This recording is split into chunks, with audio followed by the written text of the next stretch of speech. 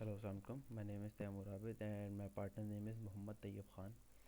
Our topic for today's presentation is Charles Babbage first reference engine. सबसे पहले हम देखते हैं चार्ल्स बेबेज कौन था. Charles Babbage was born in 1791. He was a British mathematician and an inventor. इसको maths का और जो है मैकेनिकल इंजीनियरिंग का बहुत ज़्यादा शौक था. इसने अपने लाइफ स्पैन में बहुत ज़्यादा मशीन्स इन्वेंट की है जिससे मॉडर्न साइंस और मॉडर्न कंप्यूटर्स को मेन ग्राउंड मिला है आगे प्रोग्रेस करने का. इसकी जो सबसे मेन इन्वेंशन थी वो थी डिफरेंस इंजन और एनालिटिकल इंजन. इनके बारे में आगे हम पढ़ते हैं. तो सबसे पहले हम देखते हैं चार्ल्स बेबेज चार्ल्स बेबेज ने फ्यूचर जनरेशन्स के लिए कंप्यूटर का और मैकेनिकल इंजीनियरिंग का ग्राउंड वर्क सारा किया है. जैसे कि मेन इन्वेंशन थी इसकी फर्स्ट डिफरेंस इंजन. ये लेफ़्ट साइड पे फर्स्ट डिफरेंस इंजन की एक इमेज है. ये इसने अपने एटीन ट्वेंटी के अंदर 1820s के अंदर इसने अपना आइडिया प्रेजेंट किया था फर्स्ट डिफरेंस इंजन का, जो कि पॉलिनोमियल इक्वेशंस को सॉल्व करने के लिए बनाया था with the help of a principle called finite differences.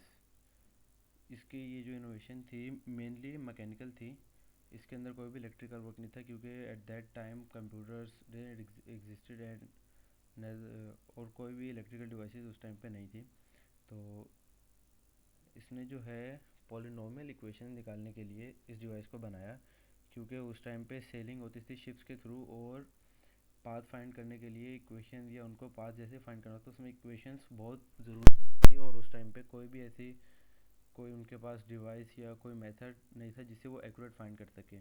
हल्के से एरर से पूरा पाथ या पूरा उनके जो है क्या कहते हैं काफ़ी दिनों की मेहनत ज़ाया जाती थी. तो उस आइडिया को लेके इसने ये मशीन का आइडिया प्रपोज़ किया. उसके बाद इसकी वर्किंग इस तरह से है कि डिफरेंस इंजन के अंदर कॉलम्स होते हैं डिफरेंट व्हील्स के. हर व्हील के ऊपर 10 ये ब्रैकेट्स या तीत कह सकते हैं आप इनको ये होते हैं जिसके ऊपर एक नंबर लिखा होता है. सबसे पहले इसके अंदर हम जो है अपना एक इनपुट वैल्यू डालते हैं जिसके जिसका हमने पॉलिनोमियल निकालने होते हैं और इसको हम साइड पे लेवर है उसको हम स्पिन करते जाते हैं. जैसे स्पिन करेंगे ये कॉलम सारी स्पिन होती हैं, इसके गियर सारे मूव करते हैं और जो है क्या कहते हैं एट द एंड डिफरेंस इसका जो है प्रिंट होता है एक पेपर पे. ये उस टाइम पे कोई भी मॉडर्न मशीनरी या कोई टूल्स इस तरह के एग्जिस्ट नहीं करते थे कि इतनी बारीक गेयर्स या कोई भी चीज़ बना सकें. तो चार्ल्स बेबेज ने अपने गेयर्स और रेचेट डिज़ाइन करने के लिए काफ़ी मेहनत की थी. उसने सबसे पहले स्किल्ड इंजीनियर्स को ढूंढा उस टाइम के जितने भी थे. उसके बाद इसने अपने मैकेनिकल पार्ट जैसे कि एक एग्जांपल गिवन है यहाँ पे सिंपल पार्ट की.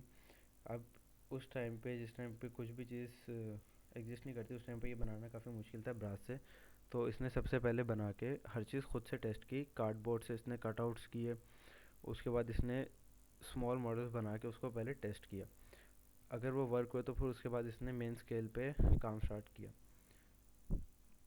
इसका कोड अगर हम देखें तो इस तरह से है कि सबसे पहले इनपुट लेंगे हम कोफिशिएंट्स लेंगे पॉलिनोमियल के और एक इनिशियल वैल्यू लेंगे जिसका हमने पॉलिनोमियल निकालना है.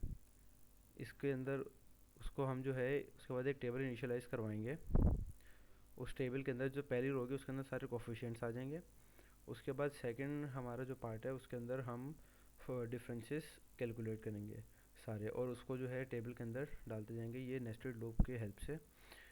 उसके बाद जो है रिज़ल्ट कैलकुलेट करने के लिए हमने सबसे पहले तो पॉइंटर जो है इसका कह सकते हो आप या फिर जो मेन वैल्यू है उसको हम 0 0 पे ले जाएंगे इनिशियल के ऊपर. वहाँ से हम इसकी कैलकुलेशन स्टार्ट करेंगे और डिफरेंस काउंट करते जाएंगे और टेबल के अंदर एंटर करते जाएंगे. ये इसको मैं फर्दर एक्सप्लेन करता हूँ इस एल्गोरिथम से. इस एल्गोरिथम के अंदर सबसे पहले एक हम फंक्शन लेंगे जिसके अंदर हम कोफिशिएंट और इनपुट वैल्यूज़ को के वेरिएबल बनाएंगे जो कि हमने इनपुट लेनी है. उसके बाद एक हम एन का एक ये कर रहे हैं डिक्लेयर जिसके अंदर एन कोफिशिएंट्स की लेंथ्स के लिए. उसके बाद सबसे पहले हमारा मेन जो काम स्टार्ट होता है यहाँ से होता है. हम फर्स्ट ऑफ टेबल कोफिशिएंट्स आएंगे जिसके अंदर उसको हम बनाएंगे. उसके बाद ये नेस्टेड लूप ये difference final differences find out करने के लिए और टेबल के अंदर इंपुट करने के लिए ये हमारा code algorithm basically main code दूंगी. उसके बाद रिजल्ट्स कैलकुलेट करने के लिए फाइनेंशियल डिफरेंसेस के हमारे पास ये है। सबसे पहले रिज़ल्ट जो था, रिज़ल्ट को हम 0 0 कर देंगे। उसके बाद एक टर्म हमने एक बनाया है, इसके अंदर हम जो रिज़ल्ट आएगा वो इसके अंदर डालते जाएंगे और आगे कैलकुलेट करने के लिए। तो अब सबसे पहले हम स्टार्ट करेंगे शुरू से रिज़ल्ट से। यहाँ से टर्म को और ये इनपुट वैल्यू को आई से माइनस करवाने के बाद इसको पूरी जो भी कैलकुलेशन सारी करके ये फॉर्मूला उसने इनफाइनाइट डिफरेंसेस का प्रपोज किया, ये था। इनफाइनाइट डिफरेंसेस को यूज़ करते हुए इसको हम रिज़ल्ट के अंदर स्टोर करवाएंगे और रिज़ल्ट को एंड पे जो है प्रिंट करेंगे। ये एक उसके अंदर ऐसा कोई कोड नहीं था, लेकिन उसके कोड का एक मॉडल कह सकते हैं, या फिर जिस तरह से उसकी मशीन की वर्किंग थी वो एक्सप्लेन करने की है। इसकी टाइम कॉम्प्लेक्सिटी अगर हम देखें, सबसे पहले ये 1 टाइम रन करेगी। ये जो लूप है फोर का लूप, ये n टाइम्स रन करेगा। जितने n होंगे उतनी दफ़ा, क्योंकि वैल्यूज़ के अंदर इनिशियलाइज़ करना है तो जितने n होंगे कोफिशिएंट्स होंगे उतनी दफ़ा ये चलेगा। उसके बाद हमारा जो नेस्टेड लूप है, इसकी फर्स्ट लाइन जो है ये तो n-1 टाइम चलेगी। सेकंड लाइन जो है ये आइट्रेशन में चलेगी। फर्स्ट आइट्रेशन में ये n-1 टाइम चलेगी, सेकेंड आइट्रेशन में ये n-2 टाइम चलेगी, एंड सो ऑन। जब लास्ट टाइम चलेगी तो लास्ट में सिर्फ ये एक दफ़ा चलेगी। तो अगर हम इसका रफली अगर हम आइड निकालें तो n² बनेगा इसका, कि जितने टाइम n है उसके तकरीबन डबल टाइम उसका ये बनेगा।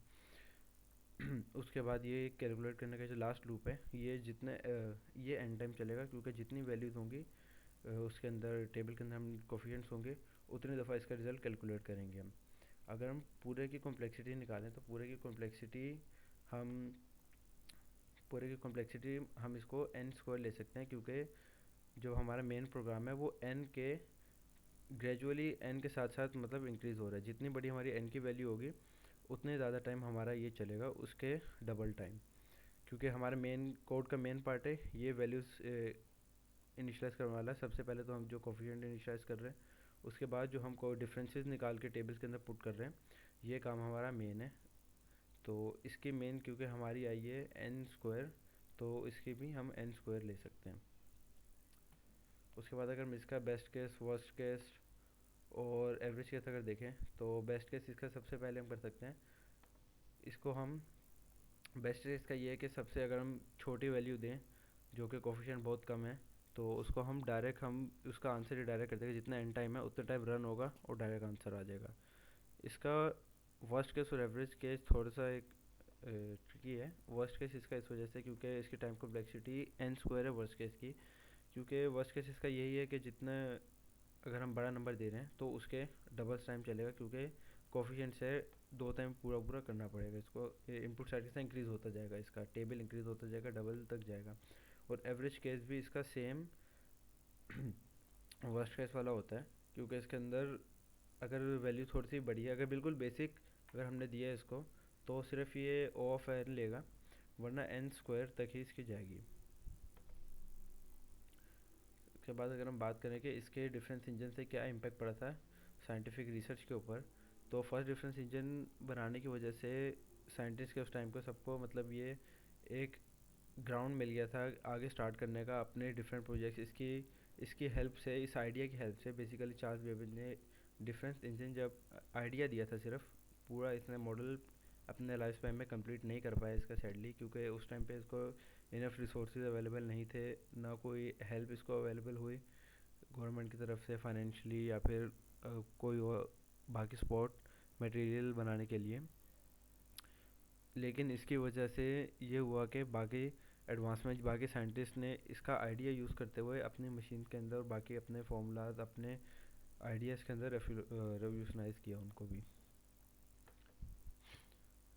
इसके बाद लेकिन डिफरेंस इंजन बनाने के बाद जो है चार्ल्स बेबेज के पास एक और आइडिया है कि ये तो सिर्फ डिफरेंसेस फाइंड कर रहा है, तो क्यों ना एक ऐसी मशीन बनाए जो सब्ट्रैक्ट, एडिशन, मल्टीप्लिकेशन और ये सारे काम कर सके और उनको स्टोर कर सके।